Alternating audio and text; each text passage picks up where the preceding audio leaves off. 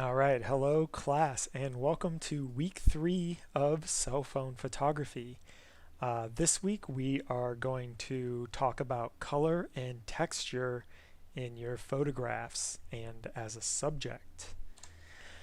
So again, I will continue to refresh the beginning, the first lesson of this class because I think it's important to continue thinking about how you take your pictures, continue thinking about lighting, continue thinking about reflections, shadows, and different views.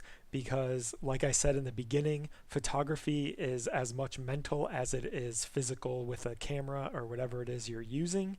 And the way that you choose to take pictures, the way that you choose to frame your pictures, what you choose to take pictures of, those are all the things that are going into making a good picture. The camera is just a tool for you to get your view and your ideas to the viewer.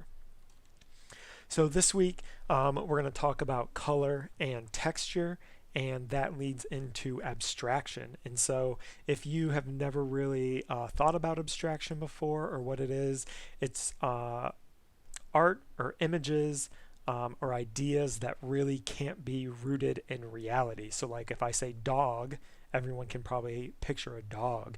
But if you say love, no one can picture love itself. You picture things that you think about when you think about love. And so that's an abstraction. And in art, an abstracted art piece is going to be something that maybe doesn't have a dog or a person or, something specific in it. It may be more general and it may not look like anything at all, which is why we're going to talk about color and texture in relation to abstraction. And so a couple of quick points before we get into this. Think about the color wheel. I'm sure at some point you've experienced or seen a color wheel. You can just Google it to see what a color wheel looks like, and that can help you determine what things, or I guess what colors you want to take pictures of. Looking at color schemes, which I'll talk briefly about later, can help you if you have the ability to choose the colors of your subjects. With color, you can use color as a focal point. So if you're just taking abstract photos of color, contrast or differences in colors can be the focal point of your image. But the color could also be like the color of a person's shirt could stand out from the background. And we'll get into some of that more in depth as we go through this. In regards to textures, it's kind of a weird thing to say, but texture is the way things look like they feel. So if something looks like it feels soft or someone looks like it feels sharp, that's a texture, at least in photography. Now in art in general, if you made 3D objects, sculptures or ceramics, texture would be a real texture. Like if you were to touch it, you could feel how sharp or soft or smooth something is. But in photography, if you touch a photograph, it's going to feel the same. It's going to feel like your computer screen. It's going to feel like the paper it's printed on, regardless of what the picture is actually of. And so textures can create interesting patterns, and sometimes the object that the texture is might not be known. So you might see a photograph of texture or take a picture of a texture where the viewer doesn't know it's a wall or doesn't know that it's a banana or something like that. And so that's where we get the abstraction in, is that what the photo is might not be obviously known what the actual subject is. And so let's get into color first. Color theory, if you Google color theory, you can see there's like a ton of color schemes. Complementary color is probably one of the first ones that we learn in art classes, and that's colors that are opposite each other on the color wheel. So red and green, purple and yellow, blue and orange. If you look at a color wheel, the circle, whatever's opposite, that is going to be the color scheme, or at least a complementary color scheme. And again, you can Google and find a lot more. I don't have time to go over color schemes in this right now. You can use blocks and shapes of color to create positive and negative space. That's something I'll talk about because I need some examples to actually explain that. So we're going to go on to our first example here with color. And as you can see here, we have a red background with green grasses in the front. This is a complementary color scheme because green and red are complementary colors. In regards to positive and negative space, what this means is that in this image, the positive space is going to be the green grasses and the negative space is going to be the red background. Now, positive space is usually what the main subject of your artwork is, and in this case, photography. So I'm going to reference this in the images that are relevant during this presentation. In this one, there's really no positive and negative space because it's kind of a repeated pattern, and this one works for color and texture, but I used it for color because anytime you can find a repeated pattern of like colors or shapes, it can be interesting abstract images. And this is an abstract image because it's not like these wooden pieces aren't really the subject. The subject is the pattern of color and the textures of the wood. And so similar things would be like photographs of bookshelves or anything like a store shelf, anything that has a whole bunch of repeated, shapes or objects works similar to this image here. And of course, couldn't be a good presentation without a picture of Milton. Here, Milton is laying in a box. Milton loves boxes. And I could probably say that for almost every picture I'm going to share. But here, the red part, what this is it's like a plastic storage container, and there's a red lid, which is like folded down, and Milton was sunbathing and falling asleep in this. And the red really pops. It really stands out for the rest of the image. This isn't a black and white image with the red highlighted. This is just what the colors look like. And so the red, using color in this instance, makes for, I think, a more interesting image than if there were a bunch of different colors or if this was in just black and white.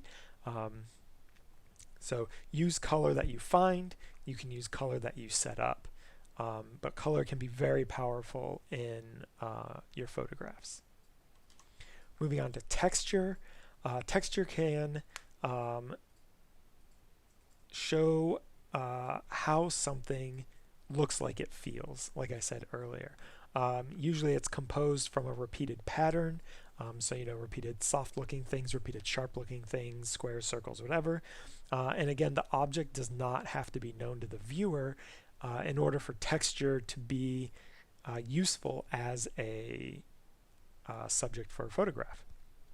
So in this example I have here, this is actually a carpet that was covered in wood dust, and then part of it was vacuumed up. And so the texture that you have here is the repeated pattern of the squares of the carpet, where at the bottom part, the wood dust and the wood scraps filled in those gaps between the squares, and at the top part of it, they were vacuumed clean to make a different pattern. And so it can, something abstract like this, like if I didn't tell you what it is, you might not be able to figure it out. But finding these repeated patterns that create different shapes in and of themselves can make for interesting photographs. Milton making his second showing in this presentation today. Textures from different materials in the same image can make for a more interesting image for people to look at. You look at it and you're like, oh, look at the textures on the bottom, look at the textures on the chair, look at Milton, you got the smooth wood. Smooth is also a texture. So here, using different textures together in the same image gives the viewer a lot of stuff to look at. They can look through it, they can move through it, and look at all of these textures, and it just makes for a more visually interesting image than if like Milton was on one texture, like just laying on the carpet. Okay, here's another image. Part of, well, I'll wait and explain that a little later, but here, repeated image. This is a monochromatic color scheme in that all the colors are kind of the same. This is like an orangish color. You've got the circles here that are repeated. They're different sizes, and it's interesting for the viewer to look at because there's a lot going on in here. All right, and so moving on to this week's sketchbook assignment, what I want you to do is look for textures that are in your immediate vicinity, maybe just in your house, maybe just around the outside, maybe you do just your room, maybe you do just around the outside of your house, but you can try to find a lot of textures. And what I would do is maybe shoot for like 15 to 20 textures, because that gives you a good variety of them, and just see how many textures you can find. They don't have to be good photographs, but think of it as gathering like a database of information for yourself, because then you'll have these pictures of textures. Maybe you're thinking about something for the actual assignment or for another assignment. You're like, oh, I remember that sharp texture that I took a picture of. What was it? You can go back through your photos and look and be like, oh yeah, that was, underneath my bed. That's a great place to take this picture. So for a sketchbook, at some point, just try to take 15 to 20 different textures, or take photos of 15 to 20 different textures. And for this week's assignment, okay, again, using your cell phone, what I want you to do is take pictures that focus on color and texture. Okay, try to find at least 3 color focused and 3 texture focused images that you're proud of.